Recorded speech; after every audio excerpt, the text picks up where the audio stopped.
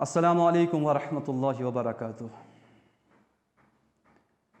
عزیز طلباء و طالبات، ابھی تک ہم نے جتنی بھی حدیثیں آپ کے سامنے پیش کی، امید کرتا ہوں کہ آپ ان حدیثوں پہ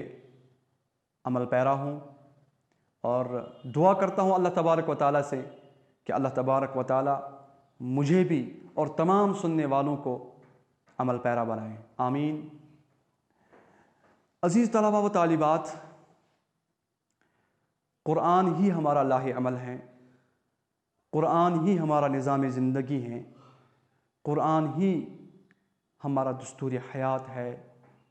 قرآن سے ہی ہم ہیں، ہم سے قرآن نہیں ہے۔ اور جناب محمد رسول اللہ صلی اللہ علیہ وآلہ وسلم ہی ہمارے لیے اسلامک ہیرو ہے، ہمارے رہبر ہیں، ہمارے رہنما ہیں۔ جب تک نہ ہم نبی اکرم صلی اللہ علیہ وآلہ وسلم کے دامن رحمت کو مضبوطی سے تھامیں گے،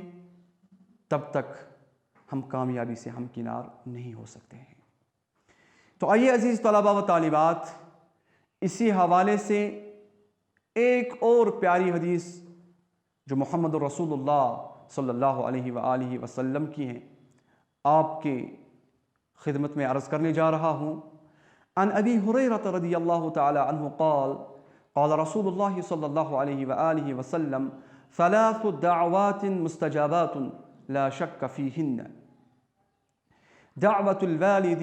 ودعوت المسافر ودعوت المظلوم۔ ابو داود کی روایت ہے، حضرت ابو ہریرہ رضی اللہ تعالی عنہ روایت کرتے ہیں کہ نبی اکرم صلی اللہ علیہ وآلہ وسلم نے ارشاد فرمایا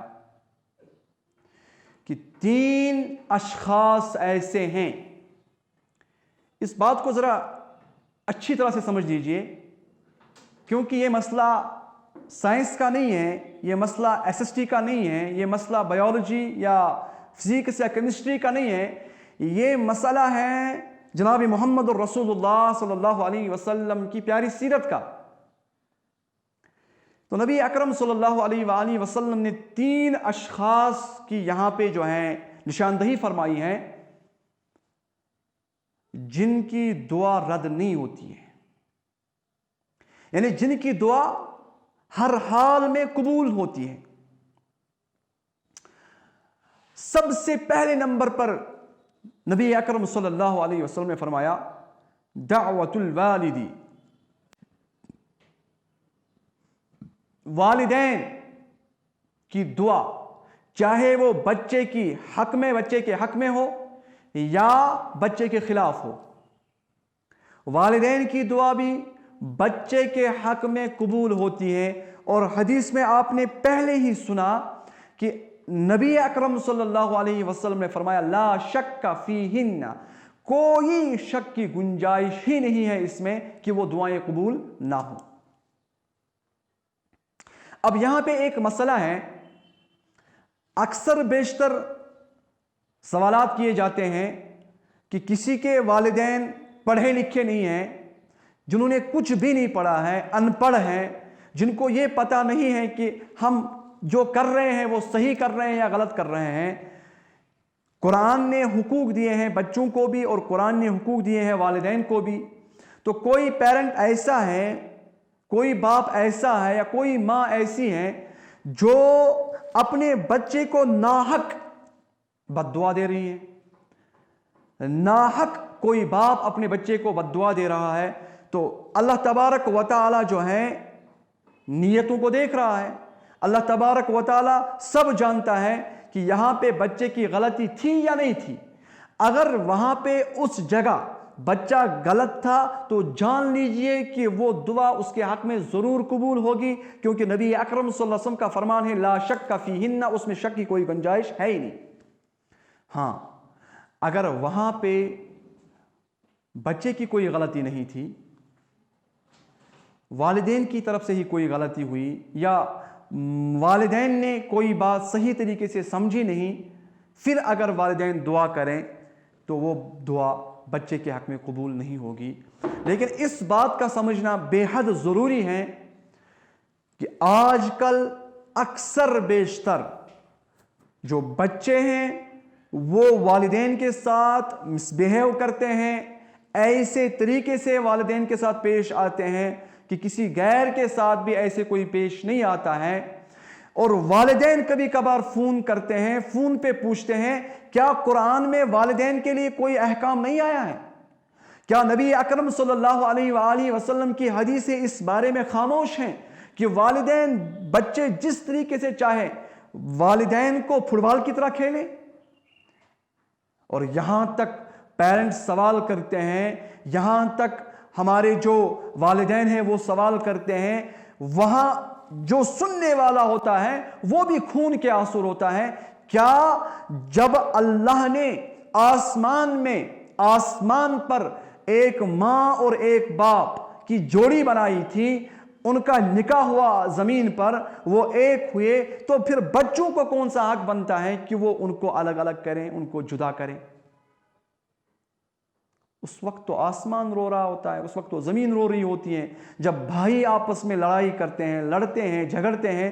باپ ان پڑھ تھا، کچھ پڑھا لکھا نہیں تھا، اس نے کوئی بھی تعلیم حاصل نہیں کی تھی، اس کے باوجود بھی اس نے بچوں کو پالا پوسا، پڑھایا لکھایا۔ جب وہ اچھے جو ہے پوسٹ پر فائز ہو گئے، جب ان کو اچھی سی کرسی مل گئی، اچھا عہدہ مل گیا، تو وہ باپ کو بھول گئے۔ اب بھائی آپس میں یہ بات کر رہے ہیں کہ بھائی ایک ماں کو لے لے گا، ایک باپ کو لے لے گا، تاکہ اس طریقے سے ہمیں بھی تھوڑی سی آسانی ہوگی۔ تو جب اس حالت میں والدین بچوں کے لیے دعا کریں گے، یاد رکھیے گا فرمان ہے جناب محمد رسول اللہ صلی اللہ علیہ وسلم کا، وہ دعا اس کے حق میں ضرور قبول ہوگی، اور اللہ تبارک و تعالی اس کو دنیا میں ہی پہلے اس کا مزہ چکھائے گا۔ والدین کا جو نافرمان ہوتا ہے اس کو پہلے اس کا مزہ دنیا میں ہی چکھنا ہوتا ہے، پھر آخرت میں تو اس کی سزا ملنی ہی ملنی ہے۔ اس کے بعد جناب محمد رسول اللہ صلی اللہ علیہ وآلہ وسلم نے فرمایا وَدَعْوَةُ الْمُسَافِرِ، جو مسافر ہوتا ہے، جو سفر پر نکلا ہوتا ہے، چونکہ اس کے ساتھ پریشانیاں بھی لاحق ہوتی ہیں، کبھی کبھار ایسا ہوتا ہے جو زادراہ سفر ہوتا ہے وہ بھی ختم ہو چکا ہوتا ہے، اس کو ستانا، اس کو ففتیہ کسنا، اس کو تشدد کرنا، ظلم کا نشانہ بنانا، یا اس کو کسی طریقے سے بھی ستانا، ظلم کرنا، پھر اگر اس کی زبان سے بھی کوئی دعا نکلے تو نبی اکرم صلی اللہ علیہ وسلم نے فرمایا وہ دعا قبول ہوگی۔ ہاں، یہاں ایک سوال یہ بھی ہے کہ اگر کوئی شخص سفر میں ہے، سفر میں اگر وہ اپنے بچوں کے لیے اچھی دعا کریں، اس کے بارے میں بھی یہ کہا گیا ہے کہ اس کی دعا قبول ہوگی۔ سفر کے لیے جس کام کے لیے وہ نکلا ہے اس کے لیے دعا کرے، یقین جانیے انشاءاللہ اگر نیت خالص ہوگی، کام خالص ہوگا، کام صحیح ہوگا، تو اس کی دعا ضرور انشاءاللہ رنگ لائے گی، اس کی دعا ضرور انشاءاللہ المستعان قبول ہوگی۔ تو تیسرا شخص عزیز طلبہ جس کو مینشن کیا ہے جناب محمد رسول اللہ صلی اللہ علیہ وسلم نے، فرمایا وَدَعْوَةُ الْمَظْلُومِ، اور جب مظلوم، جس پر ظلم کیا جاتا ہے، جس کو تشدد کا نشانہ بنایا جا رہا ہے، جس کو ہر طرف سے مارا جا رہا ہے، گھسیٹا جا رہا ہے، لتھیڑا جا رہا ہے، جب وہ انسان دعا کرتا ہے تو اس کی دعا بھی کیا ہوتی ہے؟ قبول ہوتی ہے، اس کی دعا کبھی رد نہیں ہوتی ہے۔ تو عزیز طلباء و طالبات، ہمارے معاشرے میں جہاں تک مجھے لگتا ہے 70% ایسے لوگ ہیں جن کو ظلم کا نشانہ بنایا جا رہا ہے۔ کبھی بھائی بھائی کو ظلم کا نشانہ بناتا ہے، کبھی پڑوسی پڑوسی کو ظلم کا نشانہ بناتا ہے، کبھی کہیں اور پہ کوئی انسان جو ہے سولی چڑھ رہا ہوتا ہے۔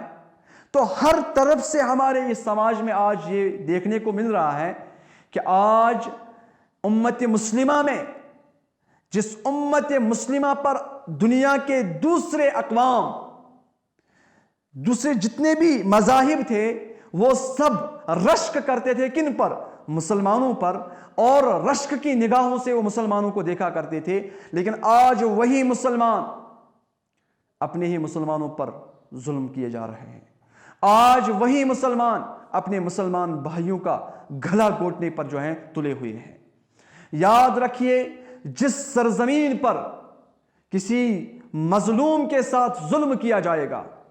جس سرزمین پر، جس گھر میں کسی مظلوم کے ساتھ ظلم کیا جائے گا، یاد رکھیے گا، رب کعبہ کی قسم، رب کعبہ کی قسم، یہ فرمان ہے جناب محمد رسول اللہ صلی اللہ علیہ وآلہ وسلم کا کہ جب وہ مظلوم اپنی زبان سے، اپنے منہ سے آہ نکالتا ہے تو اللہ تبارک و تعالی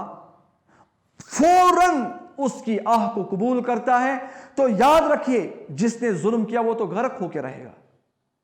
جس نے تشدد کیا وہ تو غرق ہو کے رہے گا، کیونکہ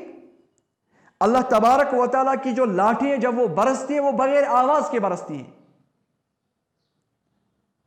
کیونکہ اللہ تبارک و تعالیٰ پہلے انسان کو مہلت دیتا ہے، شاید سدھر جائے تو، شاید تو سدھر جائے، تجھے موقع ہے، سدھر جاؤ، سدھر جاؤ۔ لیکن جب ہم نہیں سدھرتے ہیں تو اللہ تبارک و تعالیٰ کی جب پکڑ ہوتی ہے وہ بہت ہی سخت پکڑ ہوتی ہے۔ تو میرے عزیز طلباء و طالبات، ہم بھی آپس میں، ہمارے جو دوست ہوتے ہیں، احباب ہوتے ہیں، کبھی بھی ہماری زبان سے کوئی ایسی بات نہ نکلے جس سے ہمارے بھائی کو ظلم ہو، کبھی بھی ہم کوئی ایسی گواہی نہ دیں جس سے میری بہن کو ظلم ہو، کبھی بھی کوئی ہم ایسا کام نہ کریں جس سے وہ مظلوم بنے اور ہم ظالم بن جائیں، کہیں بھی ہماری وجہ سے ہمارے گھر میں، ہمارے محلے میں کوئی ایسا کام ہماری وجہ سے سرزد نہ ہو جس سے زمانہ ہمیں ظالم کہیں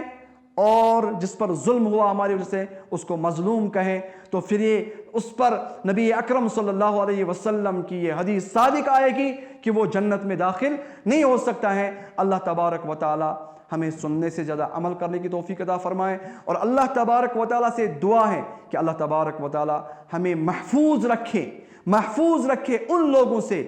جن کا تذکرہ نبی اکرم صلی اللہ علیہ وآلہ وسلم نے یہاں فرمایا ہے، اور ہمیں اس لسٹ سے اللہ تبارک و تعالی الگ رکھیں، ہمیں اس لسٹ سے اللہ تبارک و تعالی الگ رکھیں جن کا تذکرہ نبی پاک علیہ الصلوۃ والسلام نے جنت میں نہ جانے والوں کے بارے میں فرمایا ہے۔ اللہ تبارک و تعالی سننے سے عمل کرنے کی توفیق عطا فرمائے۔ وآخر دعوانا ان الحمد للہ رب العالمین، والسلام علیکم ورحمۃ اللہ تعالی وبرکاتہ۔